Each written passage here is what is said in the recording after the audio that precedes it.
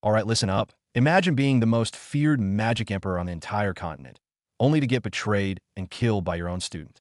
Talk about a total nightmare, right? But that's where the story really begins. Our boy gets a second chance, reincarnated into the body of a lowly servant. Now he's about to use his emperor-level brain to play these fools like a fiddle. So, fresh off his reincarnation, what's the first thing our boy does? Go sightseeing? Nah. He locks himself in a room to practice a seriously dark art called the Bloody Baby. And yeah, it's exactly what it sounds like, a ritual that requires a whole lot of blood. He's not messing around. But this high-level technique is way too much for his current weak body. He's losing blood fast, about to pass out. With no other choice, he eyes a vial of fairy blood. It's his one and only shot. He knows if he backs down now, it's game over for good. Full send mode activated. His body is at its absolute limit, his very soul on the brink of shattering. And that's when the inner demons start whispering, telling him to just give up. But what pushes him forward is the one thing he can never forget: the ultimate betrayal. We flash back to his past life. Look at the sheer power, the magic emperor in all his glory, only to be cornered by his own disciples demanding his most precious treasure.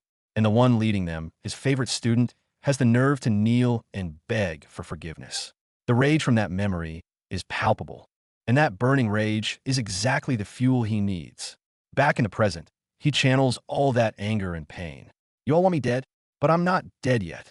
He's not just surviving this ritual. He's conquering it, reaffirming his identity with a roar.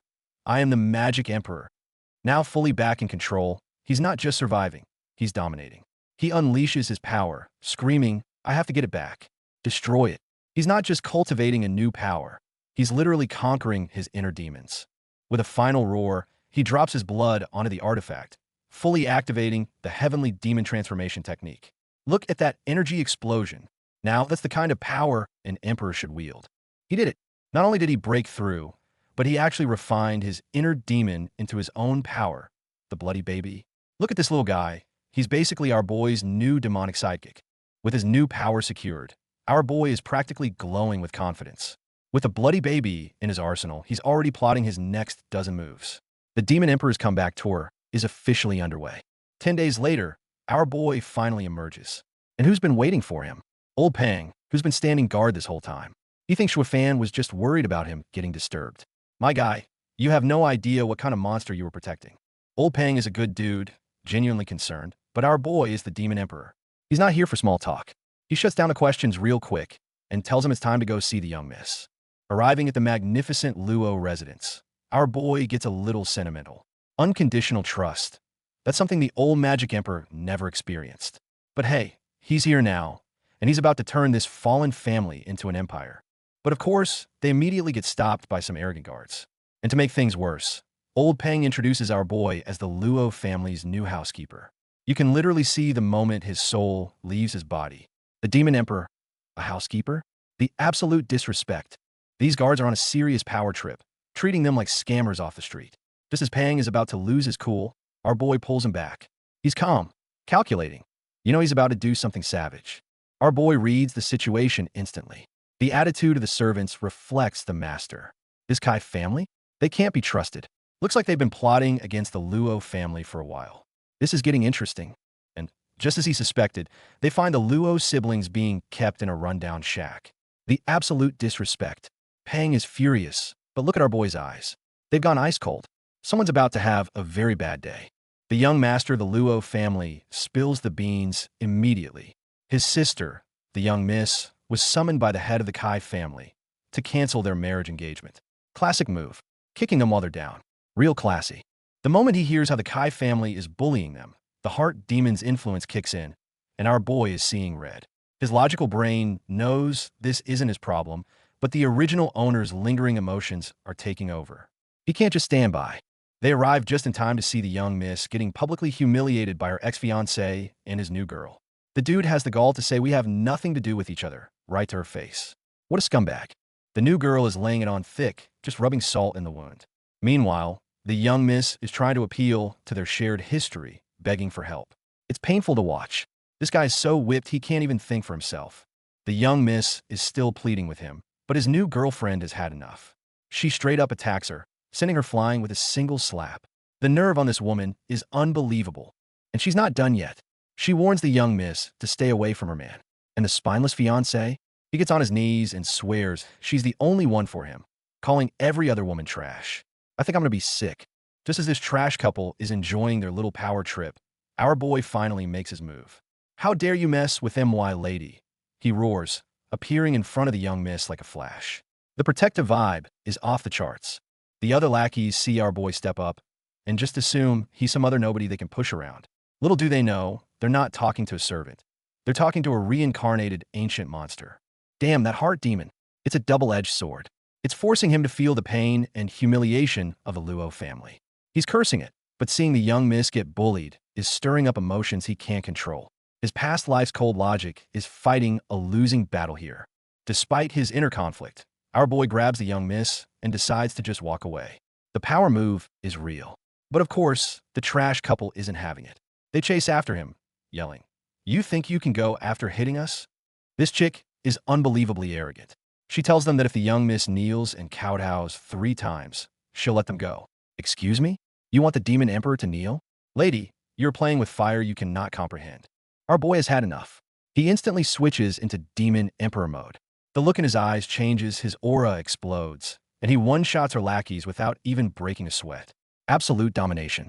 The arrogant girl from before is now on the ground, bleeding and completely stunned. Our boy is looking at her like she's already dead. Seeing his meal ticket get wrecked, the scumbag fiancé loses his mind and charges into attack. And he gets absolutely wrecked for his troubles. Did he really think that would work? Our boy looks down on them and delivers the coldest line. You want me to kneel? You think you deserve it? Chills. Absolute chills. And right on cue, the big boss appears. The head of the Kai family, the scumbag's father, has arrived. His son, face all busted up, goes crying to daddy. Oh, it's about to go down. The family head tries to intimidate them, but our boy isn't fazed. He takes one look at the guy and instantly calls out his cultivation level. You can see the shock on the old man's face. How can he know my level at a glance? Yeah, you're not dealing with an ordinary kid, buddy. The old man starts getting nervous. He'd heard the Luo family hired a new butler, but he didn't expect some mysterious, unreadable kid. He immediately decides this is not someone he should provoke. Smart move. But the girl he's with isn't so smart. She's got a powerful backer, and she's not afraid to flaunt it, vowing revenge. Meanwhile, the family head is thinking he can't be afraid anymore with his new support. Looks like he's choosing the wrong side. So the Kai family head decides to lay down the law. He gives our boy 2 choices, fight or die. He thinks he's got them cornered, but he has absolutely no idea he's provoking a sleeping dragon. And how does our boy respond to a death threat? He smiles. Then I'll start first, he yells and charges. The family head launches a panic counterattack, sending him flying. For a second, he actually thinks he won. How naive. Did he really think it would be that easy? While the old man is gloating, our boy reappears with a smirk. I never believe in luck. It's only then that the Kai head looks down and sees his own hand is bleeding. He didn't win. He got played. Now it's our boy's turn to play. He casually warns the old man to be careful, then flicks a blood seal onto his son, causing him immense pain. The family head completely panics and is forced to surrender. Checkmate. With the situation handled, our boy and the Luo siblings make their exit. But as they leave, the others watch, plotting their revenge. The girl he slapped reveals her trump card. She's from one of the 7 imperial families. This just got a whole lot more complicated.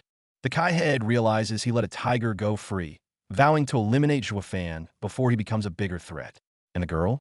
She's absolutely furious. He dared to hit my pretty face. Oh honey, you're about to find out what happens when you mess with the Demon Emperor. Whoa, a blank panel. Did the artist take a coffee break here? Alright, whatever. Let's just move on to the next one. Back with the crew, our boy casually brings up the 7 imperial families, and the young miss completely freaks out. The shock on everyone's faces tells you everything. These families are the final bosses of this world. Just a mention of these families is enough to break the young Miss's usual calm composure. And you can't blame her. Compared to these titans, even a #1 family in their city is nothing but an ant. So here's the lore drop. The 7 families were founded by the ministers who helped establish the empire. They have so much power and territory that they're practically on par with the imperial family itself. To oppose them is to oppose the entire empire. Yeah, the kind of big deal. While everyone else is panicking about accidentally offending one of these god-tier families, our boy is already connecting the dots. He heard that girl shouting her family name earlier. He's not scared.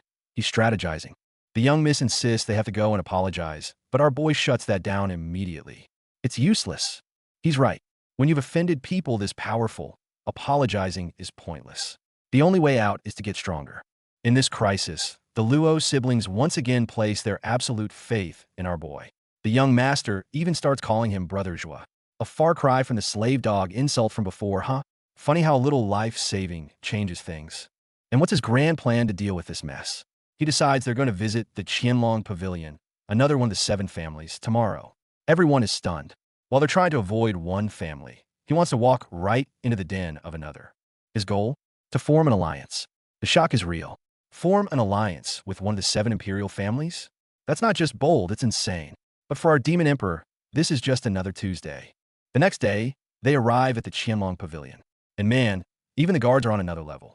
You can tell immediately this is one of the 7 families. The power radiating from this place is intense. And, predictably, they get stopped by more arrogant guards. They hear the name Luo family and just scoff. Never heard of you. Get lost. Seriously, do all guards from powerful families attend the same school for jerks? The Luo siblings are getting furious, but our boy remains perfectly calm. He coldly informs the guards, "You don't have the right to decide," and tells them to get their master. The sheer authority in his voice leaves the guards stunned. Just as things are about to get violent, a calm female voice cuts through the tension. A young woman in green robes appears, and, wait a minute, it's the girl our boy met in the city earlier. What a small world. Our boy immediately sees his chance. Playing the part of the humble butler, he introduces himself and says they're just here to sell something. The acting is top-notch, and the girl Long Kuei of the Qianlong Pavilion totally buys it. Meanwhile, the 2 idiot guards are whispering in the background, convinced our crew are just poor schmucks. They're already planning to humiliate them when their goods fail inspection. Oh, you sweet summer children, you have no idea who you're dealing with. Long Kuei is cool and confident, ready to appraise their item. But the moment our boy unrolls the scroll with the young Mrs. Calligraphy, her jaw hits the floor. The profound artistic conception hidden within the writing is something even an expert like her is shocked to see.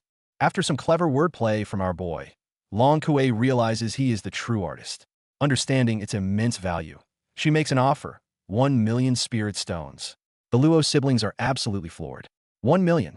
They've never seen that much money in their lives. Just when they think they've hit the jackpot, our boy scoffs. Only 100,000? The text bubble has a typo. He means 1 million. Miss Long, are you lowballing me? Look at him calling out one of the 7 families. The absolute confidence of the demon emperor